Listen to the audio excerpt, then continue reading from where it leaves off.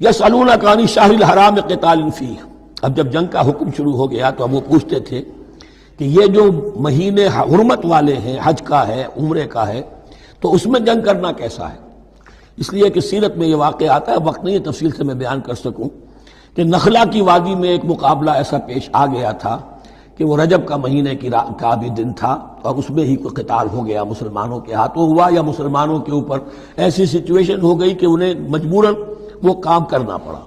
اس پر شور اٹھا دیا، دیکھو ان لوگوں کا کیا حال ہے، بنے پھرتے ہیں اللہ والے، رسول والے، دین والے، آخرت والے، اور ان کا حال یہ ہے کہ یہ حرمت والے مہینے کو انہوں نے بٹا لگا دیا، اس میں جنگ کی ہے۔ یہ اصل میں ان حضرات کی طرف سے گویا کہ اللہ تعالیٰ اپنے ان مومن بندوں کی طرف سے خود صفائی پیش کر رہے ہیں۔ یسألونک عن الشہر الحرام قتال فیہ، یہ پوچھتے ہیں آپ سے حرمت والے مہینوں میں قتال کا حکم، قل قتال فیہ کبیر، کہہ دیجئے ہاں حرمت والے مہینے میں جنگ کرنا بہت بڑی بات ہے، یعنی بہت بڑا گناہ ہے، لیکن وَصَدٌّ عَن سَبِيلِ اللَّهِ وَكُفْرٌ بِهِ وَالْمَسْجِدِ الْحَرَامِ وَإِخْرَاجُ أَهْلِهِ مِنْهُ أَكْبَرُ عِندَ اللَّهِ، یہ بھی تو دیکھو کہ جن لوگوں نے وہ جرم کیے ہیں کہ جنہوں نے اللہ کے راستے سے روک دیا، اللہ کا کفر کیا، مسجد حرام کے راستے روک دیے مسلمانوں کے لیے، اب یہ نہیں جا سکتے، بیت اللہ میں عبادت نہیں کر سکتے، اخراج اہلہ منہ، اس میں سے لوگوں کو نکلنے پہ مجبور کر دیا مکے کے مسلمانوں کو، اکبر عند اللہ، گناہ تو وہ بھی ہے لیکن یہ کہیں بڑا گناہ ہے اللہ کے نزدیک۔ تو سینس آف پروپورشن ہونا چاہیے کہ کس چیز کے مقابلے میں کس شے کی برائی ہے۔ والفتنۃ اکبر من القتل،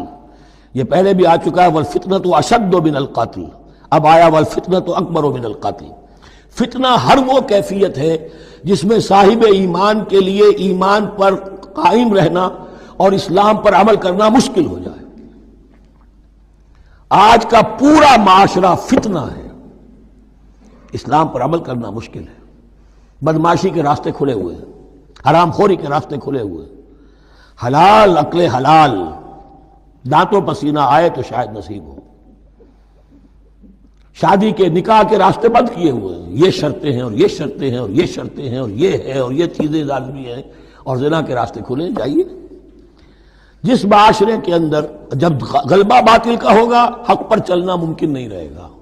وہ جو باطل کا غلبہ ہے وہ سب سے بڑا فتنہ ہے۔ والفتنۃ اکبر من القتل، فتنہ جو ہے بہت بڑی شے ہے قتل کے مقابلے میں۔ ولا یزالون یقاتلونکم حتی یردوکم عن دینکم ان استطاعوا،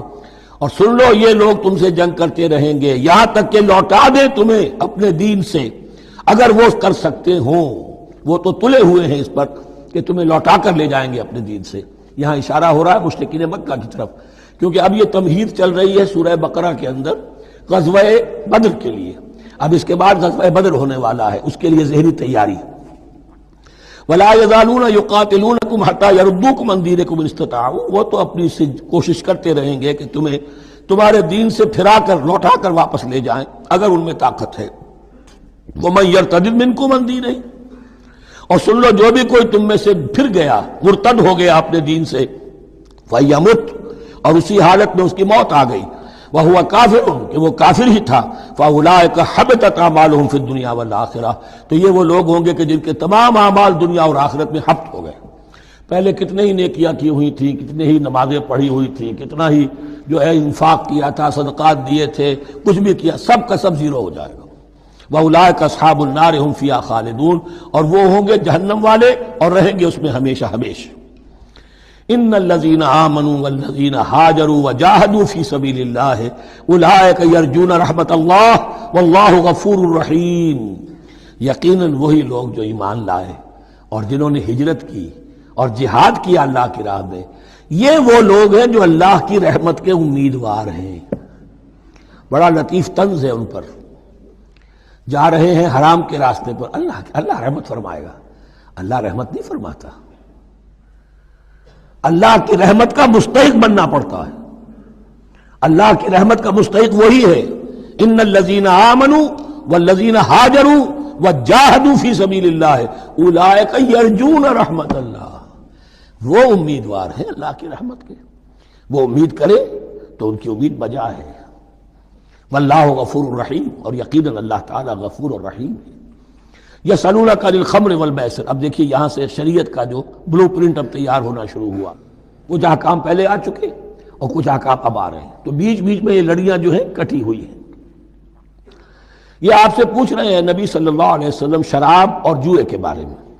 قل فیہما اسم کبیر، اے نبی ان سے کہہ دیجئے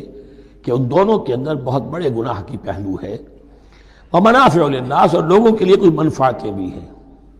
واسمہما اکبر من نفعہما، اور ان کا جو گناہ کا پہلو ہے وہ نفع کے پہلو سے بڑا ہے، بس یعنی اشارہ کر دیا کہ چھوڑ دو اس کو، اب تمہاری عقل سلیم کے حوالے معاملہ ہے، حقیقت تم پر کھول دی گئی، یہ ابتدائی حکم ہے لیکن حکم کے پیرائے میں نہیں، بس یہ ہے کہ کچھ فائدے بھی ہیں، وہ تو ہے میں سے غرض نشات ہے کچھ روسیہ کو، ایک گونا بے خودی مجھے دن رات چاہیے، اور میں کدے کی راہ سے ہو کر گزر گیا ورنہ سفر حیات کا بے حد طویل تھا۔ یہ حکمت سمجھ لیجئے کہ جوئے میں اور میسر میں کیا چیز مشترک ہے کہ دونوں کو جمع کیا گیا۔ شراب میں بھی انسان حقائق سے اپنے آپ کو منقطع کرتا ہے اور محنت سے جی چراتا ہے، He doesn't want to see the facts، مواجہہ کرنے کو تیار نہیں، فیس کرنے کو تیار نہیں ہے bitter facts آف لائف کو، تو میں ایک گونا بے خودی مجھے دن رات چاہیے۔ اور جوا بھی محنت کی نفی ہے، چانس، داؤ لگاؤ، ایک ہے محنت سے ایک آدمی کما رہا ہے، مشقت کر رہا ہے،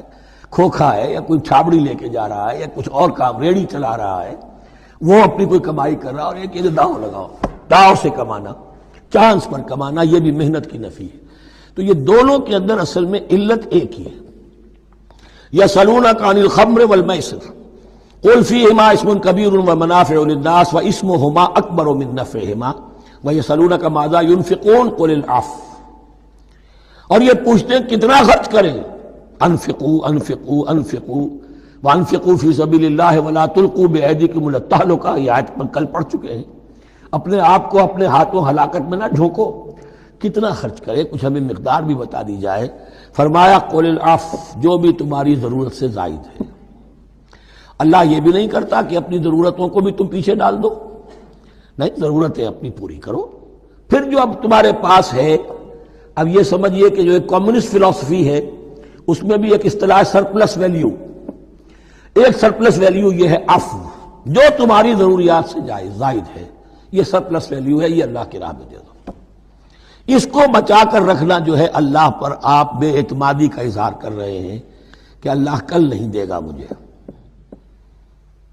میں بچا کے رکھوں۔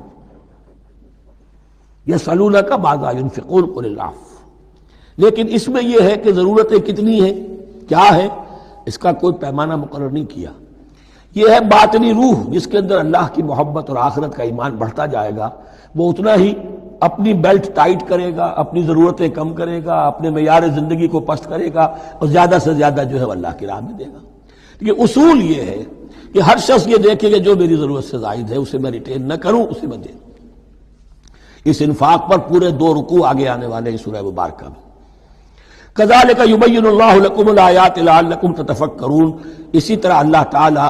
اپنی آیات تمہارے لیے واضح کر رہا ہے تاکہ تم تفکر کرو، غور کرو، فی الدنیا والآخرہ، تمہارا یہ غور دنیا کے بارے میں بھی ہونا چاہیے، آخرت کے بارے میں۔ دنیا میں بھی اسلام رہبانیت نہیں سکھاتا، نہ کھاؤ نہ پیو، چلے کشی کرو، چلے جاؤ جنگلوں میں، نہیں،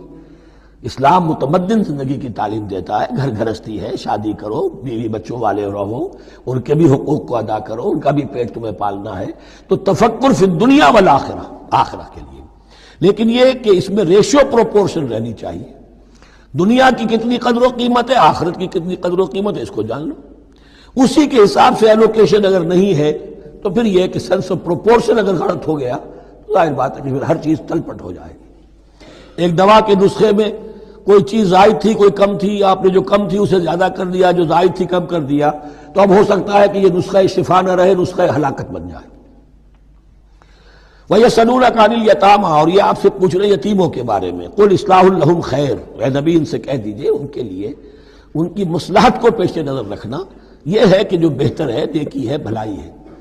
اصل میں سورہ بنی اسرائیل کی آیت جو ہے وہ لوگوں کے سامنے تھی، وَلَا تَقْرَبُوا مَالَ الْيَتِيمَ إِلَّا بِالَّتِي هِيَ أَحْسَنُ، مال یتیم کے قریب تک نہ پھٹکو، یعنی گڑبڑ کر لو گے اپنے اموال میں، اس میں سے یہ کہ ہو سکتا ہے کہ تمہارا ان کا کوئی مال تمہارے پیٹ میں چلا جائے، ہانڈی مشترک ہے، اب اس میں ظاہر بات ہے یتیم نے بھی کھانا ہے، تم نے بھی کھانا ہے، اچھی اچھی بوٹیاں تم نے کھا لی ہیں اور یتیم کے لیے جو ہے خرچہ تو پورا ڈال دیا، لیکن یہ کہ اس کے لیے بیچارے کے لیے چھچڑے چھوڑ دیے۔ تو یہ چیز روکنے کے لیے کہا گیا تھا مکی صورتوں میں وَلَا تَقْرَبُوا مَالَ الْيَتِيمِ إِلَّا بِالَّتِي أَحْسَنُ۔ اب صحابہ کے لیے تو یہ چیزیں ایسی تھیں کہ اشارہ ذرا سا ہو گیا اور انہوں نے اس پر عمل کیا، انہوں نے ہڈیاں علیحدہ کر دی تاکہ ان کا خرچہ بالکل علیحدہ رہے۔ اب اس میں تکلیف ہو رہی تھی، ایک گھر کے اندر ہی ایک یتیم ہے، اس کا خرچہ اس کے مال میں سے نکالا جا رہا ہے۔ فرمایا کہ یہ مقصد نہیں تھا، مقصد یہ تھا کہ تم ان کے مال ہڑپ نہ کر جاؤ۔ قُلْ إِصْلَاحٌ لَهُمْ خَيْرٌ، قُلْ إِصْلَاحٌ لَهُمْ خَيْرٌ، ان کے لیے اصلاح کرنا بھلائی کا ہے۔ وَإِن تُخَالِطُوهُمْ فَإِخْوَانُكُمْ، اگر تم اپنے ساتھ ان کو ملائے رکھو تو وہ تمہارے بھائی ہیں۔ وَاللَّهُ يَعْلَمُ الْمُفْسِدَ مِنَ الْمُصْلِحِ، اللہ جانتا ہے مفسد کو بھی مصلح کو بھی، وہ جانتا ہے کہ یہ آدمی گڑبڑ کر رہا ہے،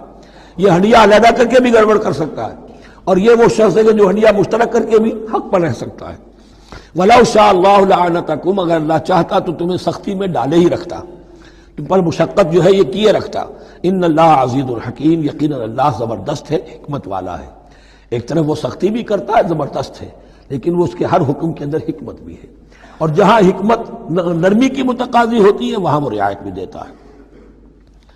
وَلَا تَنكِحُوا الْمُشْرِكَاتِ حَتَّى يُؤْمِنَّ، اور مشرک عورتوں سے نکاح نہ کرو جب تک کہ وہ ایمان نہ لے آئیں۔ وَلَأَمَةٌ مُؤْمِنَةٌ خَيْرٌ مِّن مُشْرِكَةٍ وَلَوْ أَعْجَبَتْكُمْ، ایک مومنہ خواہ وہ لونڈی ہو وہ بہتر ہے ایک مشرکہ سے خواہ وہ آزاد عورت ہو۔ وَلَوْ أَعْجَبَتْكُمْ، اور مزید یہ کہ وہ تمہیں اچھی بھی لگتی ہو۔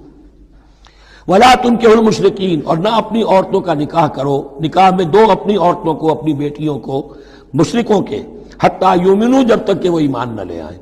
وَلَعَبْدٌ مُؤْمِنٌ خَيْرٌ مِّن مُشْرِكٍ وَلَوْ أَعْجَبَكُمْ، مسلمان اگر غلام ہے تو وہ بھی بہتر سمجھو مشرک سے جو آزاد ہے اور وہ تمہیں پسند بھی ہے، مالدار بھی ہے یا اور بھی ہے، اس کے اندر دوسرے پہلو بھی ہیں۔ اولئک یدعون الی النار، دیکھو وہ جو ہے وہ پکار رہے ہیں، آگ کی طرف بلا رہے ہیں، تمہیں بھی لے جائیں گے، تمہاری اولاد کو بھی لے جائیں گے۔ واللہ یدعو الی الجنۃ والمغفرۃ باذنہ، اللہ تمہیں بلا رہا ہے جنت کی طرف اور مغفرت کی طرف اپنے حکم سے۔ وَيُبَيِّنُ آیاتہ للناس لعلہم یتذکرون، اور اللہ اپنی آیات واضح کر رہا ہے لوگوں کے لیے تاکہ وہ نصیحت اخذ کریں۔